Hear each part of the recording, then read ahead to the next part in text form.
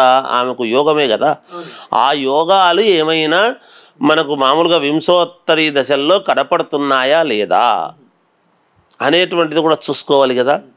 అలా చూసుకుంటూ వచ్చాం.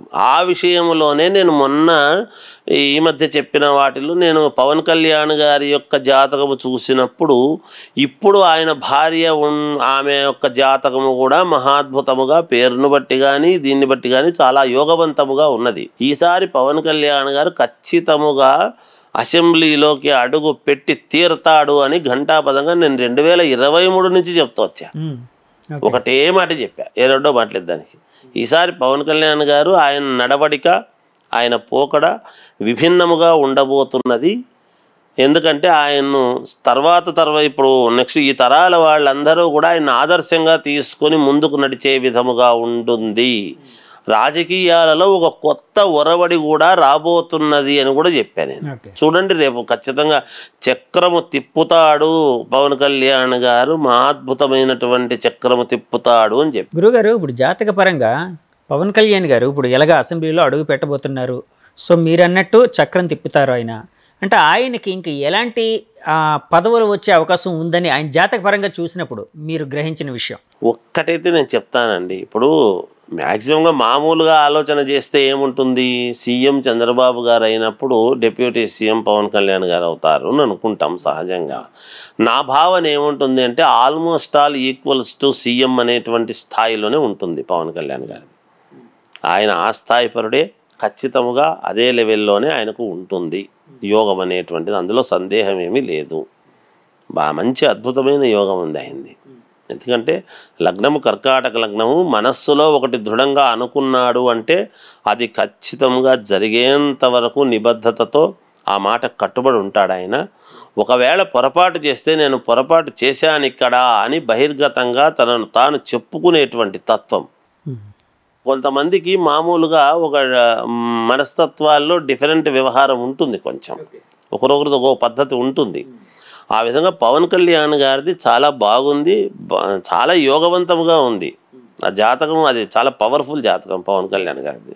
అంతే, అంతకంటే ఇంకా మనం ఎన్ని చెప్పినా ఇంకా తక్కువే అవుతుంది, అంతే. ఆయన జాతకం కోసం మీరు మాట్లాడుతున్నారు కాబట్టి అడుగుతున్నానండి, ఆయన జాతక పరంగా అంటే మనిషి యొక్క లక్షణాలు ఎలా ఉంటాయండి? పవన్ కళ్యాణ్ గారి లక్షణాలు పవన్ కళ్యాణ్ గారి లక్షణాలు ఏమిటంటే కర్కాటక లగ్నం అయినటువంటి దాని వలన ఆవేశము ఉంటుంది. నమ్మితే ఏదైనా నమ్మకానికి చేస్తాడు, నమ్మక ద్రోహము చేస్తే మాత్రము ఇంకొక రకంగా ఉంటుంది. కానీ తాను ఎవరికి చీమకు కూడా అపకారం చెయ్యాలి అనేటువంటి విధానము ఉండదు ఆయనకు. తప్పు జరిగితే ఈ మాట నేను నలుగురిలో అనొచ్చో అనకూడదో అనేటువంటిది లేకుండా తొందరపాటుతనంతో తొందరగా నువ్వు తప్పు చేసినావని అనేస్తాడు. ఏదైనా జరిగితే వెంటనే చెప్పేస్తాడు, నిష్కల్మషంగా ఉంటారు. అంతే. ఎందుకంటే లగ్నం చంద్రుడు, కర్కాటక లగ్నాధిపతి అయినటువంటి చంద్రుడు అక్కడే ఉన్నాడు, గురువు అక్కడే ఉన్నాడు, యోగము కదా.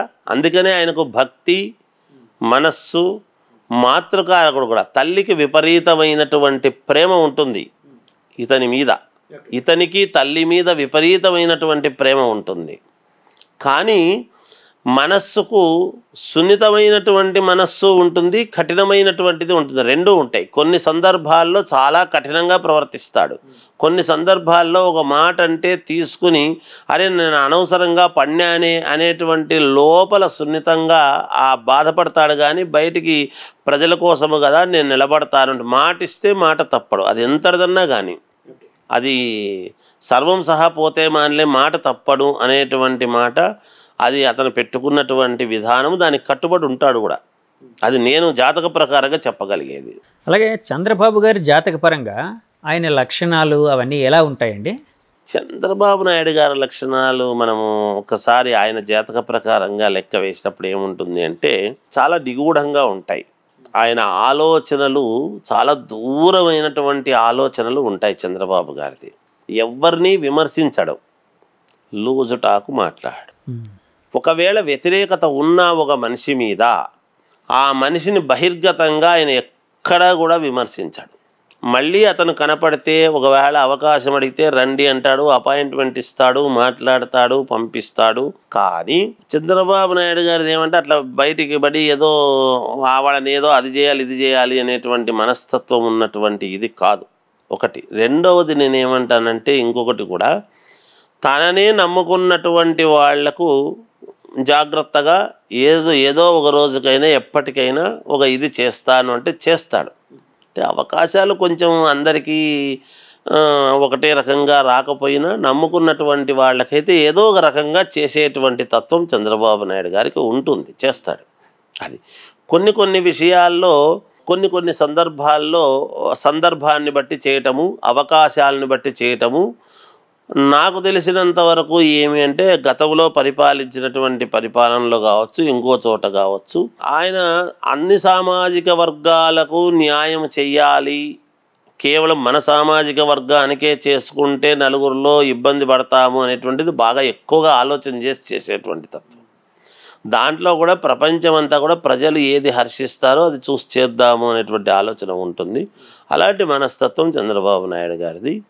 సరే, ప్రజల యొక్క తీర్పు ఏదైనా ఒకసారి నచ్చనప్పుడు సరేలే అనుకోవాల్సి వస్తుంది, ఒకసారి నచ్చితే నెత్తిన పెట్టుకుంటారు వాళ్ళు, అంతే. అది ప్రజల యొక్క ప్రజా తీర్పు. గురుగారు, 2019లో జగన్ గారు ఒక 151, అప్పటి వరకు ఆంధ్రప్రదేశ్ రాజకీయ చరిత్రలో అలాంటి విజయం ఎప్పుడు సాధ్యపడలేదు, ఎవరికీ దక్కలేదు. ఈవెన్ మహానుభావుడు సీనియర్ ఎన్టీఆర్ గారికే అది దక్కలేదు అప్పట్లోనే, అంటే ఉమ్మడి ఆంధ్రప్రదేశ్ ఉండేది కాబట్టి. అలాంటి 151 సీట్లను గెలుచుకున్న అప్రతిహతమైన ఒక విజయం ఇప్పుడు ఇలా తారుమారు అయిపోవడానికి ఆయన జాతక బలం, జగన్ గారి జాతక బలం ఏమైనా తోడ్పడిందా? అంటే అందులో ఉండే లోటుపాట్లు ఏంటి ఒక్కసారి విశదీకరించగలరా? తప్పకుండా విశదీకరిస్తానండి. ఎందుకంటే ఇప్పుడు మేము ఒకటి చెప్తాం, ఒక చిన్న మాట చెప్పండి. చెప్పినప్పుడు మాది నడిచింది, జరిగింది అన్నప్పుడు ఇంకో నలుగురు వస్తారు, ఈయన చెప్తే జరుగుతుంది అని. జరుగుతుందంటే ఆ నలుగురికి జాగ్రత్త చూసి చెప్పాల్సినటువంటి అవసరం ఉంటుంది. అయితే ఇంకా మా దగ్గరికి 3-4 కరెక్ట్గా అయినాయి కదా అనేటువంటి అభిప్రాయంతో నేను ఏది బుద్ధి పుడితే అది చేస్తారులే అనేటువంటి ఉద్దేశ్యంతో ఓవర్లుక్గా నేను చెప్పడం అనేటువంటిది కరెక్ట్ కాదు. ఓకే కదా. అది నేనేమంటున్నా అంటే ప్రజలు ఎక్కువగా ఇచ్చిన మాట వాస్తవమే. అయితే మరి దాన్ని జాగ్రత్తగా వచ్చిన అవకాశాన్ని సద్వినియోగం చేసుకోవాల్సినటువంటి అవసరము కూడా ఉంటుంది కదా. దానికి మిగతా వాళ్ళందరూ కూడా ఆయనకు తోడ్పడాలి కదా, అవి కూడా చూడాలి కదా. మరి ఆయన నడిపించేటువంటి విధానము, నడిచినటువంటి పద్ధతి ఎప్పుడు మనకు కరెక్ట్ కాదు అని తెలుస్తుంది. ఇగో ఇలాంటివి జరిగినప్పుడే ఓహో మనం ఈ పోకడ కరెక్ట్ కాదు అని తెలుస్తుంది. దాన్ని మరి ఆయన జాతకము వరకు పర్వాలేదు, జాతకం పర్వాలేదు అంటే ఆయన గెలుస్తున్నాడు కదా, ఆయన గెలిచాడు. ఆయన గెలవడం ముఖ్యం కాదు కదా. పార్టీ మొత్తము రావాలి అనుకున్నప్పుడు మరి వ్యక్తులను ఎంచుకోవడము, ఎవరిని ఏం మాట్లాడుతున్నాడు. ఇప్పుడు నా కొడుకు ఉన్నాడండి, నా ఇంట్లో పిల్లలు ఉన్నారండి, మిగతా వాళ్ళు నేను గొప్పవాడిని కదా అని, మా నాన్న గొప్పవాడు కదా అని మిగతా వాళ్ళందరినీ దూషిస్తున్నారు అనుకోండి, కంట్రోల్ చేయాల్సిన బాధ్యత ఎవరిది? తండ్రిదే, ఇంటి పెద్దగా ఎవరిది? అంతే కదా. అది చూసుకోవాలండి. ఎప్పుడు కూడా మనకు పదవి ఒకటి చేతిలో ఉంది కదా అనేటువంటి ఉద్దేశం ఈరోజు మనది అని ఉన్నప్పుడు విమర్శలు అనేటువంటివి ఎలా ఉండాలి అంటే, నేను చాలాసార్లు చెప్తూ వస్తున్నాను. శ్రీమాన్ వెంకయ్య నాయుడు గారు కానీ, సిహెచ్ విద్యాసాగర్ రావు గారు కానీ, వీళ్ళందరూ కూడా టీవీల్లో డిబేట్లకు వచ్చి మాట్లాడుతున్న నాడు విన్నాం. ఒక సద్విమర్శలు ఉండేటివి. ఎదటి వాళ్ళ మీద ఏదన్నా విమర్శ చేస్తున్నాము అంటే పార్టీ పరంగా ఒక లైను, ఒక పద్ధతి, విమర్శించినా కూడా దానికి ఒక పద్ధతి విధానం ఉండేది. అవి ఈనాడు చూస్తున్నామా? విమర్శలు ఎలా ఉన్నాయి, ఎక్కడికి పోతున్నాయి?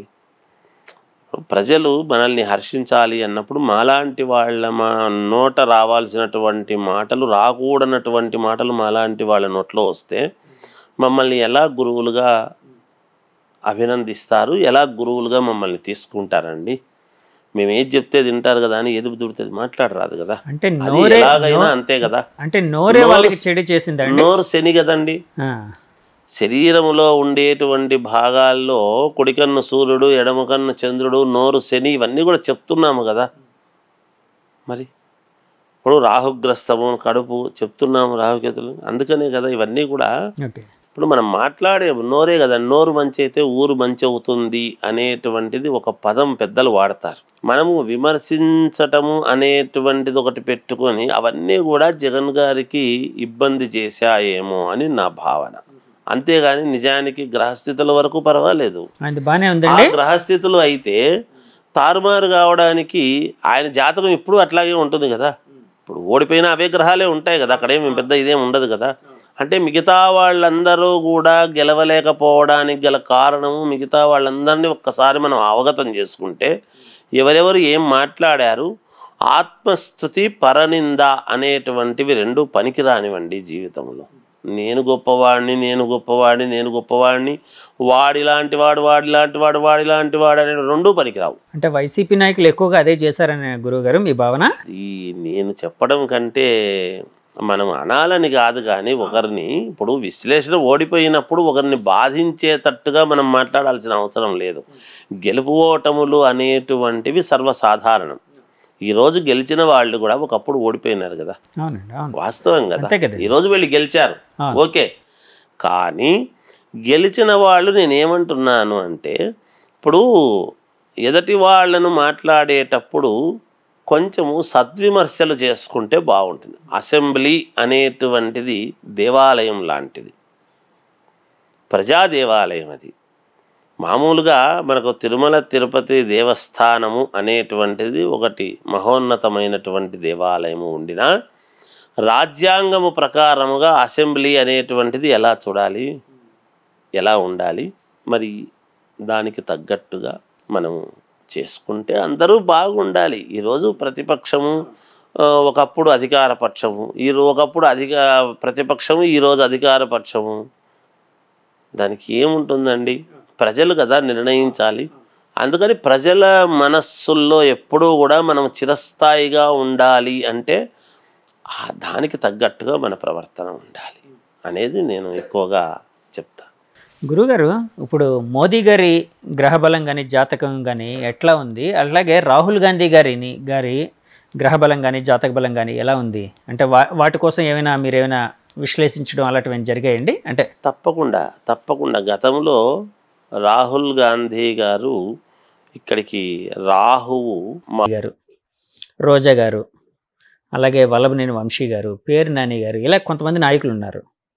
వీళ్ళందరూ ఓటమి దిశగా వెళ్ళడానికి వాళ్ళ జాతక ప్రభావమే కారణం అని చెప్పచ్చా అండి? ఒకటండి, నేను వీళ్ళే కాదు, అంబటి రాంబాబు గారని టీవీలు చూస్తాము కదా, అవునండి, చూడకుండా ఉండము కదా. అంబటి రాంబాబు గారు కానీ, తర్వాత గుడివాడ అమర్నాథ్ గారు కానీ, తర్వాత అనిల్ యాదవ్ ఆయన కానీ, ఇప్పుడు కొడాలి నాని గారు కానీ, వంశీ గారు, రోజా గారు, ఇలా కొంతమంది, మిగతా వాళ్ళు కూడా ఉన్నారు, ఇంకా కొంతమంది చాలామంది ఉన్నారు కదా, దాంట్లో ఉండకుండా ఏం లేదు. కాకపోతే వీళ్ళు ఏదైనా అనాలి అని అనుకున్నప్పుడు అనాలి అనుకున్న దానికంటే 10 మాట్లాడడం వలన వాళ్ళకి ఆ ఇబ్బంది వచ్చి ఉంటుందేమో అనుకుంటున్నాను. నిజానికి వాళ్ళ గ్రహస్థితులు పర్వాలేదు, బాగానే ఉంటాయి, బాగున్నాయి కాబట్టి మంత్రులైనారు. బాగాలేకపోతే మంత్రులు ఎట్లా అవుతారండి? అంతే కదా. అవునండి. అంటే ఏదో పొరపాటున కిరీటం పెట్టామా అని అనుకునేలోపు వాళ్ళ కిరీటాన్ని వాళ్లే వదిలేసుకునేటువంటి పరిస్థితి కొంతమందికి ఉంటుంది. ఓకే, ఇది స్వయంకృతాపరాధం. వీళ్ళందరివి స్వయంకృతాపరాధాలే. మిగతా వాళ్ళు మరి మాట్లాడని వాళ్ళు కూడా ఇదైనారు కదండి, బయటకు వచ్చి మాట్లాడని వాళ్ళు ఇదైనారు కదా అని కూడా అనుకోవచ్చు. అంటే ఏమవుతుందంటే దీనివలన ఇలా చేస్తూ ఉన్నప్పుడు, ఇప్పుడు ఒక దీంట్లో ఒక 10 మంది, మనకు మామూలుగా ఒక సామెత చెప్తుంటాం మేము చిన్నప్పుడు, 10 మంది మంచివాళ్ళు ఉన్నప్పుడు ఒకడు చెడ్డవాడు ఉన్నాడు అనుకో, ఆ చెడ్డవాడు ఈ 10 మందిని చెడగొడతాడని కదా దూరంగా కూర్చోమంటాం. మిగతా వాళ్ళందరినీ కూడా నిజానికి జగన్ గారిని ఓటమి దిశగా తీసుకుపోయినటువంటి ఘనత కూడా వీళ్ళకే దక్కుతుంది. ఎవరికండి? ఈ నాయకులకే ఉంటుంది కదా. ఖచ్చితంగా వీళ్ళ వల్లనే ఆయన నిజంగా కూడా, ఇప్పుడు దేవుడు పల్లకి మోసేటువంటి వాళ్ళు ఎలా తీసుకెళ్తే అలా పోతాడు. అవును, దేవుడైనా బోయలు ఎలా తీసుకెళ్తే అలాగే. దేవుడైనా పల్లకి మోసేవాడు ఎలా మోసుకెళ్తే ఏ వీధిలో మోసుకెళ్తే ఆ వీధిలోకి పోతాడు. అంటే నేను ఎక్కడికి పోతే బాగుంటుంది, ఏ దిశగా తీసుకెళ్తే జనాలు ఉండే చోటుకి తీసుకుపోవాలన్నా అడవుల్లోకి తీసుకుపోవాలన్నా అని ఈ మోసుకుపోయేవాళ్ళు. వీళ్ళందరినీ నమ్ముకునే కదండి జగన్ గారు ఉంటారు. అవునండి, అవునా కదా? అవును గురువుగారు. మరి ఇప్పుడు ఆయన మెప్పు ఏదో మేము పొందాలి అని, ఇంకేదో చెయ్యాలి అని అనవసరమైన మాటలు కదండి. ఎదటివాడి మనస్సును ఇప్పుడు మేము ఉన్నాము, ఎవరి మనస్సు నొప్పించకుండా ఉన్నది ఉన్నట్టు చెప్పాల్సిన బాధ్యత మాది. ఇంకొకరిని నొప్పించే అధికారం మనకి ఎక్కడదండి? అవును కదా? మరి వీళ్ళందరూ కలిసి ఒక ఉన్నతమైనటువంటి స్థితిగా ముందుకు తీసుకెళ్ళగలిగినటువంటి ఇది ఉంటే కదా ఆయన గెలుస్తాడు. ఇప్పుడు ఆయన గెలిచి వీళ్ళందరూ ఓడిపోయే లాభం ఏముందండి? ఆయన గెలిచినా ఏముంటుంది, ఇంట్లో కూర్చోవడమేగా. ఇప్పుడు వీళ్ళందరూ గెలిచి ఉంటే కదా ఆయన గెలిచిన దానికి వీళ్ళు గెలిచిన దానికి లాభం. అది ఆలోచన చేయాలండి. అందుకని మనం మాట్లాడేటప్పుడు నోరు శని. మనం ఏదైనా మాట్లాడుతున్నాము అంటే దానికి ఒక ప్రామాణికం, ఒక పద్ధతి, విమర్శించడానికి కూడా ఒక విధానము.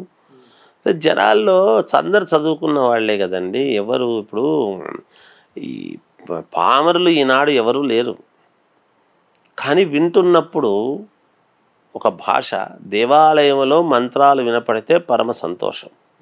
అలాగే దేవాలయం లాంటి ఒక స్థానంలో మాటలు ఎలాంటివి వాడాలి ఏమిటి అనేటువంటిది చాలా అవసరం అండి సమాజంలో వినేవాళ్లకు. మాలాంటి వాళ్ళం ఏం చెప్తాము? ఇప్పుడు జాగ్రత్తగా మాట్లాడండి అయ్యా, బాగుండండి. ఇప్పుడు మేము రాశి ఫలాలు చెప్తున్నప్పుడు కూడా మేము చాలా చోట్ల చెప్తుంటాను. నేను నిన్న కూడా చెప్పాను, మీరు ఈ మధ్య మాట్లాడేటప్పుడు జాగ్రత్తగా మాట్లాడండి. ఆ మాట్లాడేటప్పుడు వ్యతిరేక భావన ఎదుటి వాళ్లకు అనిపించింది అంటే మీరు నష్టపోయే ప్రమాదం ఉంది అని చెప్తుంటాం. వీళ్ళకైనా అదే కదా చెప్తాం జాతకాలు చూసినప్పుడు. ఇప్పుడు వాళ్ళ యోగము బాగుంది కదా, నిన్నటి వరకు బాగుండే కదా మంత్రులుగా చేసినారు, అదే గ్రహస్థితులే కదా ఉన్నాయి. మరి ఆ గ్రహస్థితుల్లో ఈనాడు ఉన్నట్టుండి తేడా వచ్చింది అంటే వాడుకునే విధానాన్ని అండి. స్వయంకృతాపరాధం అండి గురువుగారు. 100% స్వయంకృతాపరాధం, 100% స్వయంకృత. ఇప్పుడు నేను ఉన్నానండి, నేను కాదు, మీకు ఒక చిన్న ఉదాహరణ చెప్తా. ఒక ప్యాంటు షర్టు టై కట్టుకొని ఉండేటువంటి బ్రాహ్మడు ఉన్నాడు, ఒక చోట నిలబడినాడు. ఇంకో చోట పంచె కట్టుకొని మడిగట్టుకున్నటువంటి బ్రాహ్మడు ఉన్నాడు. మీరు ఏం చేస్తారు చెప్పండి? ఎవరైనా పంచె కట్టుకొని మడిగట్టుకున్నటువంటి బ్రాహ్మడికి ఇలా నమస్కారం పెడతాడు, ప్యాంట్ వేసుకున్న ఆయనకి ఇలా దండం పెడతారు. తేడా లేదా? అంతే, ఇంకంతేనండి. మనకు ఒక ఇది ఉన్నప్పుడు సో ఆచార మనము ప్రవర్తించేటువంటి తేడా, మనము ప్రవర్తించేటువంటి తీరు అనేటువంటిది ఉండాలి. అది కొంచెం వాళ్ళు స్వయంకృతాపరాధంగా చేసుకున్నారు. ఉండొచ్చు వ్యతిరేక భావన. ఇప్పుడు మీకు వ్యతిరేకం ఉంది అంటే నేనేమంటున్నానంటే, ఇప్పుడు ఈ పార్టీలో నుంచి ఆ పార్టీకి పోయిన వాళ్ళు ఉన్నారు, ఆ పార్టీలో నుంచి ఈ పార్టీకి పోయిన వాళ్ళు ఉన్నారు. పార్టీ మారినంత మాత్రాన అవతలి వాళ్ళని తిట్టాల్సిన అవసరం ఏముందండి? నీకు నచ్చలేదు, నీకేదో వసతి లేదు, నువ్వు వచ్చేసినావు, అయిపోయింది. అంటే పార్టీ మారినంత మాత్రాన లేని సచ్ఛీలత అయితే వచ్చేది కదండి. అంతే కదండి, లేని క్రెడిబిలిటీ రాదు కదా. క్రెడిబిలిటీ అంటే వ్యక్తిగతంగా ఉండేదే. ఇప్పుడు అదే మనం పెంచుకోవాలి. అది ఎవరికి వాళ్ళ వ్యక్తిత్వాన్ని హననము. ఇప్పుడు వ్యక్తిత్వ హననము చేసుకున్నారా ఏదో చెప్తారు కదా, మీరే రాజకీయాల్లో హత్యలు ఉండవు, ఇంతకంటే వేరే ఏముంటుందండి. అంటే జగన్ గారు, అంటే మీరు ఇప్పుడు ఈ మాట అన్నారు కాబట్టి అడుగుతున్నాను గురువుగారు. యాక్చువల్గా ఈ మాట చాలామంది పెద్దలు అనలిస్టులు చెప్తూ ఉంటారు, రాజకీయాలు అనేవి ఉండవు అంత అని. అంటే అదే పరిస్థితి జగన్ గారికి ఎదురైంది అంటారు. అంటే ఇప్పుడు ఈ ఓటమి అనేది చూస్తూ ఉంటే అంటే ఎవరైనా అంతే కదండి. ఇప్పుడు తన కింద తప్పు చేసేటువంటి వాళ్ళను వారించకుండా మనం ఊరికే ఉంటే దాని అర్థం ఏమిటి? అప్పుడు ఎవరిని ఎవరు ఇది చేసుకుని ఈరోజు ఏం జరిగింది? గతం నిజంగా జగన్ గారి జాతకము బాగుంది, అందుకనే కదా అందరూ జగన్ గారు వస్తారు జగన్ గారు వస్తారు జగన్ గారు వస్తారు అని అన్నారు. అవునండి, అవునండి. మరి బాగుంది, మరి అందరు చెప్పినా కూడా రాలేదు అంటే అది ఎవరి స్వయంకృతాపరాధం వాళ్ళది కదా. జగన్ గారు కూడా చాలా కాన్ఫిడెంట్గా ఉన్నారు, 157 సీట్లు మనం గెలవబోతున్నాం అని చెప్పారు. అలా అదే చెప్పేది నేను. ఎందుకు ఆ మాట అంటున్నాను అంటే, ఖచ్చితంగా వస్తాము అంటే మన వాళ్ళు ఇప్పుడు నాకు ఒక చైర్ వేసినారండి, నాకు మంచి చైర్ వేసినారా లేదా అని చూసుకోవాల్సిన బాధ్యత నాది. ఒక కాలు విరిగిపోయింది, ఏదన్నా ఒకటి పెట్టినారనుకో, కూర్చుంటే కింద పడినాను అంటే నేను చూసుకోకుండా నా తప్పు అవుతుంది. కానీ నిజం, ఇప్పుడు మన చుట్టూ ఉండేటువంటి వాళ్ళు మనల్ని, అందుకే చెప్తున్నాను, ఆత్మస్తుతి పరనింద అనేటువంటిది ఎవరికీ మంచిది కాదు. అది రాజకీయమనే కాదు, ఎందులో అయినా అదే ఎందులో ఇప్పుడు వర్తిస్తుంది. మాలో అంతే కూడా కదండి. అంతేనండి. మమ్మల్ని అయినా ఎందుకు గౌరవిస్తారు అని చెప్తున్నాను కదా. ఇప్పుడు మీలో కూడా గురూజీ ఇప్పుడు మాట అంటే మీరు అంటున్నారు కాబట్టి అంటూ ఉన్నాను. ఎందుకంటే ఇప్పుడు ఈ మధ్య చాలామంది అంటే జ్యోతిష్యం తెలిసిన వాళ్ళు పక్కాగా జగన్ గారు గెలవబోతున్నారు, జగన్ గారు గెలవబోతే మేము జాతకం చెప్పడం అంటే మేము అనుకున్న ప్రొఫెషన్ వదిలేస్తాము, అంత పక్కాగా చెప్తున్నాం, ఇవన్నీ మేము పక్కాగా గణించి మరీ చెప్తున్నవి అని చెప్తూ ఉన్నారు. కట్ చేస్తే ఫలితం అంతా తారుమారు అయిపోయింది. నేనేమంటున్నానంటేనండి, అదే అలా చెప్పకూడదు. ఫస్ట్ నేను ఎందుకు ఆ మాట అంటున్నానంటే, ప్రజలు వేసేటువంటి వాళ్ళ యొక్క బుద్ధి వాళ్ళు కూడా చూసుకోవాలి కదా. నిజానికి అలా వేసేటువంటి వాళ్ళ యొక్క ఒక వేవ్ అనేది ఒకటి ఉంటుందన్నమాట ఎప్పుడైనా. అది దేనివల్ల వస్తుంది? పరిపాలించేటువంటి నాయకుడు ప్రవర్తించేటువంటి తీరు వల్ల వస్తుంది, అంతే కదా. ఇప్పుడు వెంకటేశ్వర స్వామి గుడికి పోతే అందరికీ మంచి జరుగుతుంది అని చెప్పండి, నాకెవరికి జరగలేదని ఎవరు అనరు, ఎంతో కొంత మంచి జరుగుతుంది అది చెప్పొచ్చు మనం. ఇప్పుడు ఆయన పరిపాలనను మేము ఎట్లా చెప్తాము? పరిపాలన చేస్తే నీకు మంచిదయ్యా, బాగుంది, నీకు అయ్యే యోగం ఉంది, అవుతావు అని చెప్తాం. అయినాడు, అయిన తర్వాత ప్రవర్తించాల్సినటువంటి తీరు మా చేతుల్లో ఉండదు కదా. ఇంకోసారి కావాలి నేను అనుకునేటువంటి వాళ్ళు ప్రవర్తించేటువంటి తీరు ఏమిటి అనేది ప్రజలకు తెలుస్తుంది, మాకంటే కూడా కదా. అంతేగాని మేము నీకు గ్రహస్థితులు బాగున్నాయి, గెలవడానికి అవకాశము ఉంది అని చెప్పగలుగుతాం. దానికి చెప్పినప్పుడు గెలవడానికి ఉంది అంటే నేను ఏ ఏ మార్గాల్లో గెలవగలను, నేను ఏం చేస్తే వాళ్ళు నాకు ఓటేస్తారు. మేము కాదు కదండి ఓటేసేది, ప్రజలందరూ కలిసి ఓటేస్తేనే కదా గెలిచేది. నువ్వు గెలిచే అవకాశాలు ఉన్నాయని చెప్తాను మీ జాతకం చెప్పినప్పుడు దానికి తదనుగుణంగా అడుగులు వేయాల్సినటువంటి బాధ్యత ఎవరికి? అంటే కర్మ చేయాల్సింది వాళ్ళే కదా చేసుకోవాలి.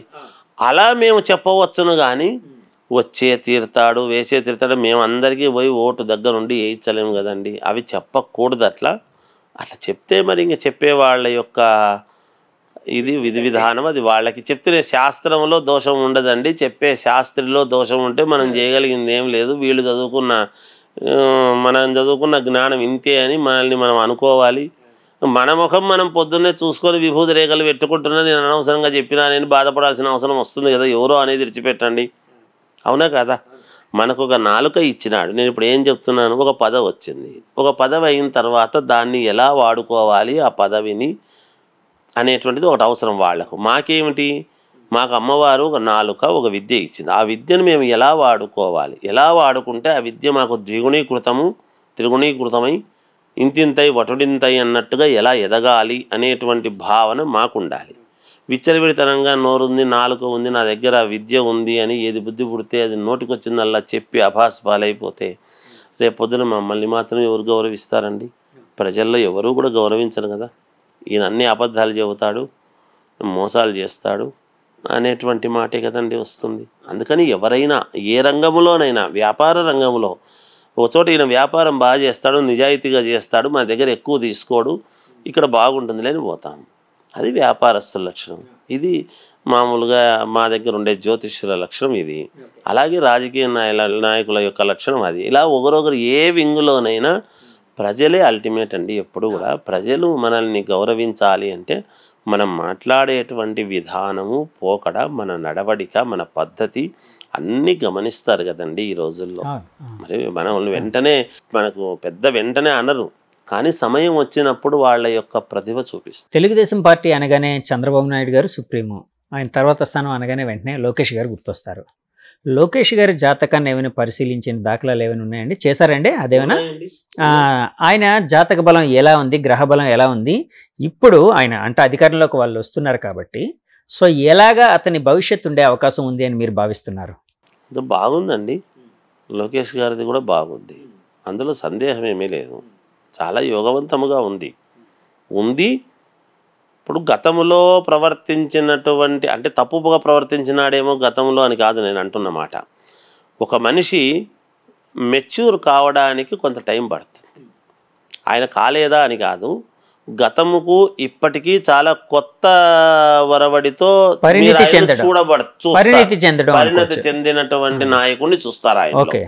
ఖచ్చితంగా అందరినీ కలుపుకుపోయేటువంటి విధానముగా ఆయన పోకడ ఉండబోతుంది అనేటువంటిది నాకు. ఆయనకు బహుశా నా అనాలిసిస్ ప్రకారముగా ఆయనకు పదవి ఉంటుంది అని నేను అనుకోను. ఈసారి పదవి తీసుకుంటాడు అని నేను అనుకోను. పదవి లేకుండా కార్యకర్తగానే ఆయన ముందుకు ఉండి అన్ని పనులు జాగ్రత్తగా సమర్థవంతంగా నిర్వహిస్తాడేమో అని నా భావన. ఎందుకంటే ఆయన గ్రహస్థితి ప్రకారముగా పదవీ యోగము పదవి అనేటువంటిది ఉండినా తీసుకుంటాడు అని నేను అనుకోవడం లేదు. ఆయన పదవీ త్యాగం అనేటువంటిది చేసి కేవలం కార్యకర్తగా ఉండి నాయకుడుగానే ఉంటూ జాగ్రత్తగా అందరినీ సమన్వయం చేసుకుంటూ గతంలో ఎవరైతే విమర్శించినారో ఆ విమర్శలకు తగ్గట్టుగా ఆయన మళ్ళా ప్రశంసించే విధముగా ఆయన యొక్క నడవడిక ఉండబోతుంది అనేది అయితే నేను చెప్పగలుగుతాను. ఎందుకంటే ఆ గ్రహస్థితులు అలా ఉన్నాయి. గురుగారు, మీరు లోకేష్ గారి జాతకం చూశారు, అలాగే పవన్ కళ్యాణ్ గారి జాతకం చూశారు. అంటే ఇద్దరు యంగ్స్టర్స్, అంటే సమకాలీన రాజకీయాల్లోని ఆయన, పవన్ కళ్యాణ్ గారు, జగన్ గారు వీళ్ళందరూ యంగ్స్టర్స్ కింద వస్తారు. అంటే సమవయస్కులు ధైర్య అంటే మరీ ఎక్కువ వయసు తేడా లేకుండా. సో ఇప్పుడు యాక్చువల్ కూటమి ప్రభుత్వం ఏర్పడితే పవన్ కళ్యాణ్ గారు ఎంత కీలకంగా ఉంటారో లోకేష్ గారు కూడా అంతే కీలకంగా ఉంటారు. వీళ్ళిద్దరి మధ్య సమన్వయం జాతక పరంగా అడుగుతున్నానండి. వీళ్ళ జాతక బలం చూస్తే వీళ్ళిద్దరి మధ్య సమన్వయం ఎలా ఉండబోతుంది, ఎలా ముందుకు వెళ్ళబోతున్నారని మీరు భావిస్తున్నారు? మోడీ గారు, అమిత్ షా గారు ఉన్నారు కదా, అలా ఉండబోతుందని చెప్తా. అలా ఉంటుందని చెప్తా. ఇద్దరు సమన్వయంతోనే ముందుకు వెళతారు.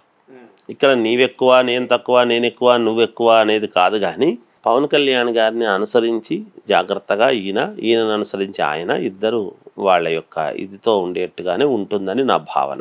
ఎందుకంటే ఆ లక్షణాలు ఎందుకు అన్నమాట అంటున్నానంటే గ్రహస్థితులు, అదే అదే అదే వాళ్ళ జాతకాల్లో ఉన్నటువంటి గ్రహస్థితులు. ఒకటి నేను నమ్మేది ఏముంటుందంటే ఇప్పుడు ఇంతవరకు మీరు జాతకాలు చెప్పిన వాళ్ళని, మిగతా వాళ్ళను నేను ఎవరిని ఇంకొకరిని అనడానికి నేను మాట్లాడను. కానీ నా అనాలిసిస్ ఎట్లుంటుందంటే నా చూడడం అనేటువంటిది, లోకేష్ గారి జాతకం చూసినప్పుడు లోకేష్ గారి భార్య బ్రాహ్మణి గారి జాతకం కూడా ఎలా ఉంటుంది అని చూడాల్సిన అవసరం ఉంటుంది నాకు.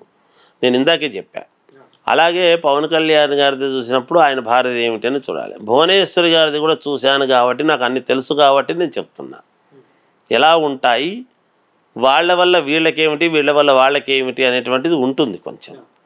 దాన్ని బట్టి అవన్నీ కూడా సమన్వయం చేసుకొని చెప్తుంటాం ఎప్పుడు కూడా. అందుకని వీళ్ళిద్దరిది మీరు అడిగినారు కాబట్టి నేనేదో ఉపోద్ఘాతము వ్యాఖ్యానము ఎక్కువ చేయను. కానీ వాళ్ళిద్దరిది ఎలా ఉండబోతుంది అంటే మోడీ గారు, అమిత్ షా గారు ఉన్నారు కదా, అలాగే ఉంటుంది. ఆ స్నేహబంధం కావచ్చు, పనిలో పనితీరులో వెళ్ళే విధంగా ఎప్పటికీ అలాగే ఉంటుంది. పవన్ కళ్యాణ్ గారు, లోకేష్ గారు అదే ఖచ్చితంగా అదే ఉంటుంది. ఆ బాండింగ్ ఇప్పుడు కాదు, మనం చూస్తాం, భవిష్యత్తులో కూడా చూస్తాం. యాక్చువల్గా మొన్న చంద్రబాబు గారు జైలుకు వెళ్ళిన తర్వాత పరిణామాల నుంచి, అంటే ఒక లోకేష్ గారిని పవన్ కళ్యాణ్ గారి మధ్య స్నేహబంధాన్ని చాలామంది ప్రజలు చూస్తున్నారు. ఇద్దరు సమన్వయపరచుకోవడం ఇలాంటివన్నీ ఇంకా ఎక్కువగా చూసే అవకాశం ఉందంటారు, అంతేనండి మీరు? అంతే. దానికి అది ఆనాడు చాలామంది అమావాస్య రోజు పొత్తులు ప్రకటించినాడు, ఇది నిలబడదు అన్నారు. నేను ఒక్కనే చెప్పా, అమావాస్య అనేటువంటిది చూస్తున్నారు కానీ ఆనాడు ఉన్నటువంటి గ్రహస్థితి అనేటువంటిది చూడాలి. గ్రహస్థితి చాలా అనుకూలవంతముగా ఉన్నది వీళ్లకు, ఇది నిలబడుతుంది, ఎట్టి పరిస్థితుల్లో సూది మనం మోపినంత కూడా పక్కకు పోదు అని చెప్పినాం. ఆ తర్వాత మళ్ళా ఏవో ఇదని అదని ఏవేవో అన్నీ వచ్చినాయి మధ్యలో. ఇలా జరుగుతుంది, అలా జరుగుతుంది, అయిపోయింది పుత్తని ఏవేవో చెప్పినారు. ఏమి చెప్పినా ఎంత చేసినా వీళ్ళది ఉంటుంది అనే చెప్పా. అదే జరుగుతుంది. ఇప్పుడు కూడా చెప్తున్నాను కదా, ఉన్న వాస్తవం ఏదో చెప్తాను నేను. నాకేమి రాసి పెట్టుకోండి, ఏదో బల్లగుద్ది ఇవన్నీ చెప్పాను నేను. అవన్నీ చెప్పేటప్పుడు జరిగేది ఉన్నప్పుడు అంత బల్లగుద్ది రాసిపెట్టి ఇవన్నీ అనవసరం కదండి. మాటే కదా. ఏ మాట అయితే మనము ప్రామాణికంగా మాట్లాడుతున్నామో మాట విలువ కదా. అవన్నీ చెప్తున్నామంటే ఏవో ఎక్స్ట్రాలు మాట్లాడుతున్నామని దాని అర్థం. అవన్నీ అక్కర్లే, మీకు తెలుస్తుంది కదా భవిష్యత్తులో. ఖచ్చితంగా వాళ్ళ బాండింగ్ బాగుంటుంది, సమన్వయంతోనే ముందుకు వెళతారు గాక. గురుగారు, ఈ మధ్య నేషనల్ జర్నలిస్టులు కొంతమంది, నేషనల్లో చాలా ఫేమస్ జర్నలిస్టులు కొంతమంది ఒక మాట అన్నారు. యాక్చువల్గా కూటమి పెర్ఫార్మెన్స్ ముందుకు వెళ్ళడానికి, అంటే వాళ్ళు, అంటే ఇది ఎలక్షన్ రిజల్ట్స్కి ముందు అన్నమాట కాబట్టి, అంటే వాళ్ళు సాధించే అవకాశం, విజయం సాధించే అవకాశం కూటమికి ఉంది. చంద్రబాబు నాయుడు గారు జైలు ఉదంతం ఏదైతే ఉందో అదే ఒక మెయిన్ ఫ్యాక్టర్ కాబోతుంది, ఈ కీలకంగా మారబోతుంది ఎలక్షన్స్లో, వాళ్ళకి పాజిటివ్గా మారబోతుందని. అంటే ఆ మాటని మీలాంటి జ్యోతిష్య విద్వానులు ఉన్నారు కాబట్టి అడుగుతున్నానండి, పండితులు ఉన్నారు కాబట్టి. అంటే చంద్రబాబు నాయుడు గారు జైలుకి వెళ్ళడం అనేది, అంటే ఆ గ్రహబలం ఏదైతే ఉందో తర్వాత ఆయనకి ప్లస్ అయ్యి ప్రజల్లో ఒక సానుభూతిని, సెంటిమెంట్ని రగిల్చి ఆయనకి విజయావకాశాలు తీసుకొని వచ్చే అవకాశాలు ఉన్నాయని భావించచ్చా అండి జాతకపరంగా? జాతకపరంగా ఆయనకు సీఎం అయ్యే యోగం ఉంది అని మొదట్లోనే చెప్పాం. ఇవన్నీ కూడా ఏమవుతుందంటే మధ్య మార్గముగా ఉండేటువంటి వాళ్లకు ఎన్ని మాట్లాడినా చంద్రబాబు నాయుడు ఒక పద్ధతిగా, ఒక సిస్టమేటిక్గా చేసుకుంటూ వెళ్ళేటువంటి వ్యక్తి మామూలుగా. సరే, ఇది లోపల ఏదో వాళ్ళ ఇది ఏదో చూసుకొని ఆ లోపలికి జైల్లోకి ఏదో పంపించడము, చేయటము, అన్ని రోజులు ఉంచటము అనేటువంటివి అన్నీ కూడా సింపతి కూడా ఒకసారి, ఎందుకంటే పెద్ద ఆయన కదండి, అన్నేళ్ల ఇది కదండి. ఆయన లోపలేసినారు అనేటువంటిది ఒక విషయం అయితే, కక్ష సాధింపు అనేటువంటిది బయట మామూలుగా వినపడుతూ ఉంటుంది. అలా అన్నప్పుడు మిగతా వాళ్ళని, దాని వలన భువనేశ్వరమ్మ గారు బయటికి రావాల్సినటువంటి అవసరం, లేకపోతే ఆయన ఏనాడు అంతకుముందు చంద్రబాబు నాయుడు గారు అయినప్పుడు ఏనాడు బయటికి రాలేదు కదా. మరి భర్తకు ఆ ఇబ్బంది వచ్చినప్పుడు ఏ భార్య అయినా బయటికి వచ్చి ఇది పద్ధతి అని చెప్పుకోవడంలో తప్పులేదు కదా. అదొక కారణం. ఇవన్నీ కూడా ఏమవుతాయి అంటే, నేను ఇందాక చెప్పాను కదా, ఎవరి స్వయంకృతాపరాధం వాళ్ళది. గ్రహస్థితులు బాగున్నది, ఇప్పుడు భోజనము పెట్టారండి, ఇక్కడ భోజనం బాగా దొరుకుతుంది మనకు అనేది తెలుసు, అక్కడ వంట వండుతారని తెలుసు, అంత దూరం ఎందుకు? ఇప్పుడు తిరుమల తిరుపతి దేవస్థానంలో ఉచిత ఇది ఉన్నదన్నమాట, అన్నదానము అనేది ఉంటుంది, మనం పోయి తినవచ్చును. తీరా తినే సమయానికి మనము చేతులారా చెడగొట్టుకునేటువంటి దానికి ఏం చేయగలుగుతాం? అంతే కదా. అందువలన అలా జరుగుతూ వచ్చినవే ఇవన్నీ పరిణామాలన్నీ కూడా. ఒకందుకు చంద్రబాబుని, అదే కదా గ్రహాలు ఏమిటి అంటే, వ్యతిరేకమైనటువంటి గ్రహాలు కూడా అనుకూలించడానికి. ఇప్పుడు మనము పూర్వం ఒకటి ఆలోచన చేస్తే ఏమిటి అంటే, ఒరే ఏదో బాగుండేటువంటి దానికి అనవసరంగా ఇక్కడ ఏదో రాహు ఆ రాజ్యంలోకి అడుగు పెట్టినట్టున్నాడు, అస్తవ్యస్తమైంది అని అంటున్నాం. అలాంటి రాహువు ప్రభావము వీళ్ళ జాతకాల్లో ఉండేది ఎక్కువగా. చంద్రబాబు నాయుడు గారి జాతకంలో అదే రాహువు అక్కడ ఇబ్బంది పెట్టాడు. జగన్మోహన్ రెడ్డి గారు ఇదైనారు, ఆయనకు కూడా రాహు ప్రభావం ఉంది.